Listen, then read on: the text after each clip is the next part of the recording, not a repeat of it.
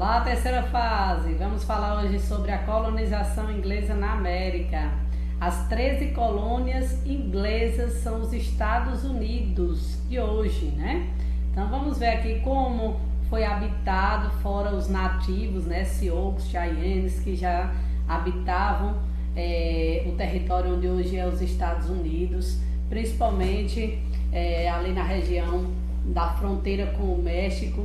Nós já tínhamos a população nativa, mas essa nova Inglaterra, essa ideia de vir construir um novo mundo, que foi propagado também com a teoria do destino manifesto, com o apoio da Grã-Bretanha, do Reino Unido ou Inglaterra, como vocês queiram chamar, né? É o mesmo território.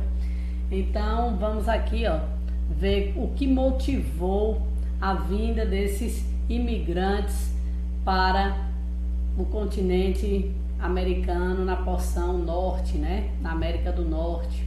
Então, as 13 colônias inglesas na América, que são os Estados Unidos, como eram chamadas, né? Porque foram colonizações de povoamento. É importante falar isso porque colônias de povoamento predominava a policultura e o domínio, né? A exploração de novas terras como propriedade particular, privada, e não como foi no Brasil, que era colônia de exploração, introduzida a monocultura para exportação.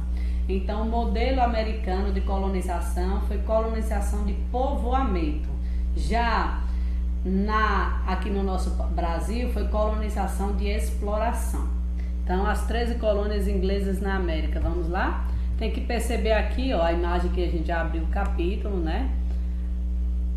Dos imigrantes chegando e os fatores que colaboraram para a vinda deles, para povoar esse novo mundo, essa nova Inglaterra, que era exatamente o quê? Pessoas que lá na Inglaterra sofriam perseguições religiosas, não poderiam exercer a sua religião protestante, por exemplo. Então, tanto que é muito forte nos Estados Unidos o protestantismo, mais do que o catolicismo.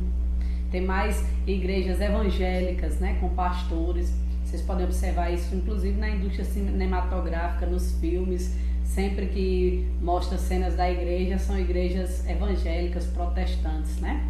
Isso fez com que muitas pessoas se dispusessem a tentar uma nova vida na América.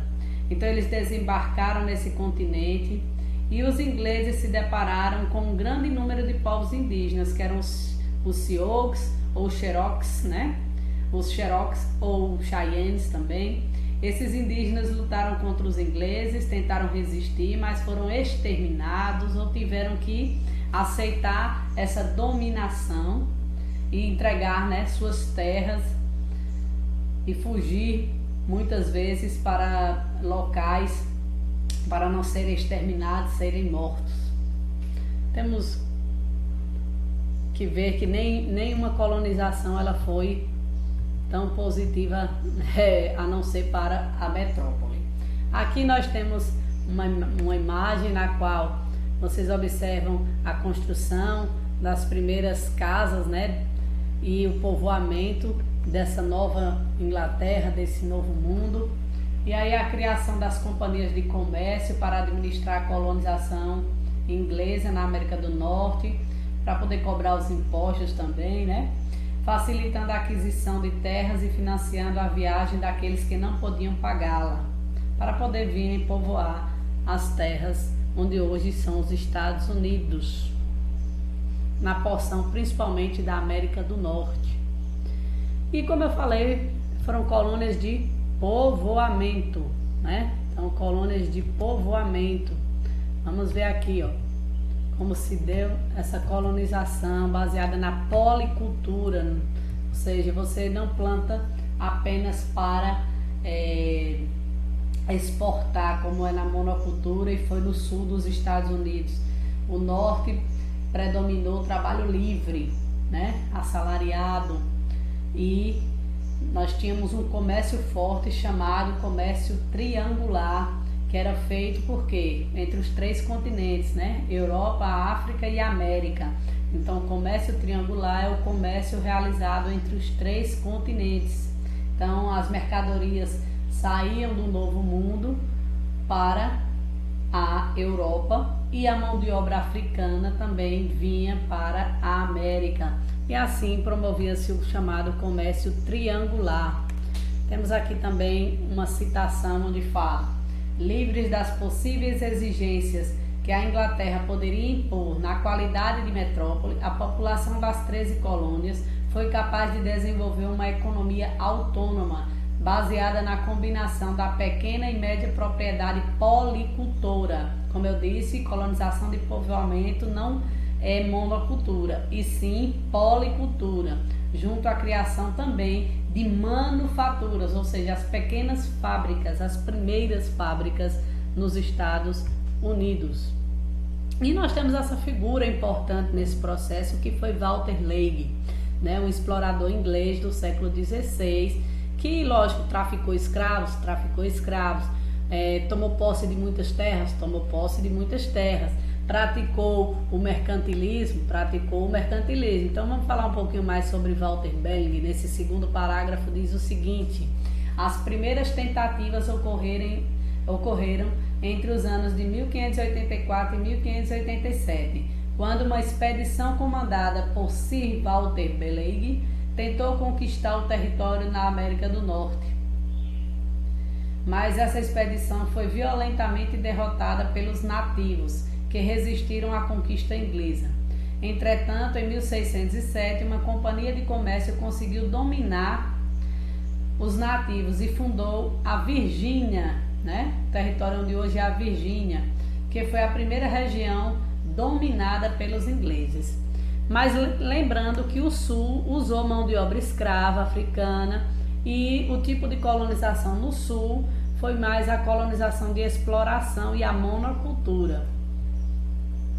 E nós temos aqui o sentimento de superioridade desses ingleses, desses novos americanos, que foi o chamado Destino Manifesto. Eles diziam ser o povo escolhido por Deus para trazer a civilização, para dominar o território americano, trazer o progresso. Por isso que vocês veem essa imagem aqui, ó, dos fios, né? E ela puxando os fios aqui.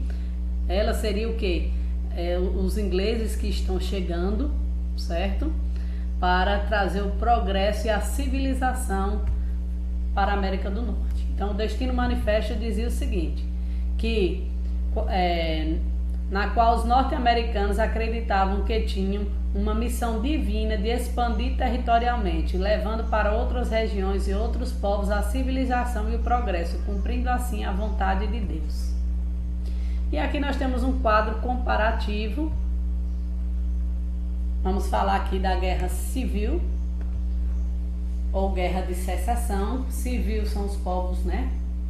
A população comum, a população da sociedade americana aí, norte-americana e sulista, na qual, sob o comando de Abraham Lincoln, que queria a unificação das duas, de ambas, né? Mas o norte vai vencer esse conflito. E nós temos aqui um quadro comparativo. Depois eu volto e leio a frase de Abraham Lincoln. Então, o norte era industrializado, o sul era agrário, a base da economia, né? A economia no norte era a indústria, no sul era a economia agrária, plantações. No norte a mão de obra era livre e assalariada, no sul a mão de obra era a mão de obra escrava africana. No norte predominou o mercado, tudo era voltado para o mercado interno, para abastecer as novas cidades, né? E províncias, localidades. O sul, o mercado era voltado para a exportação, para o mercado externo. E a guerra civil entre o norte e o sul.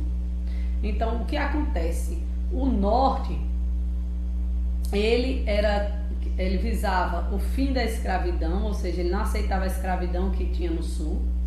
Tinha que ser mão de obra livre. Porém, o sentimento ainda de preconceito, de xenofobia ainda vai existir até os dias atuais nos Estados Unidos. E durante essa guerra civil, que o norte saiu vencedora, ficou colado aqui o nome Guerra de Secessão, desculpe, viu? Nós temos a figura de Abraham Lincoln, né? Então o norte ela vence o conflito. E ele dizia, uma casa dividida contra si mesma não subsistirá. Ou seja, acredito que esse governo meio escravista e meio livre não poderá durar para sempre. Ou seja, ele queria a liberdade, né, dos escravos, Abraham Lincoln. Ele também queria que, não espero que a união se dissolva, não espero que a casa caia. Ou seja, ele queria a união do norte e do sul, mas espero que deixe de ser dividida. Ela se transformará só numa coisa ou só na outra. Ou seja, que seria a fundação dos Estados Unidos da América. Então, Abraham Lincoln aqui, como nós vimos, ele queria formar os Estados Confederados, se opondo aos Estados do Norte, que eram os Estados da União. Então, o Estado da União vence a guerra, o Norte, e o Sul queria ser os Estados Confederados. A guerra ocorreu durante 4 anos, foi de 1861 a 1865 e se tornou um marco na história dos Estados Unidos. Em parte por causa da mudança de rumos na economia, com a vitória da União, ou seja, do Norte, o seu projeto econômico de industrialização, e outra consequência importante foi a libertação dos escravos, com o fim da Guerra de Secessão ou Guerra Civil Americana, como vocês queiram chamar. Tá bom? Bons estudos e até a próxima.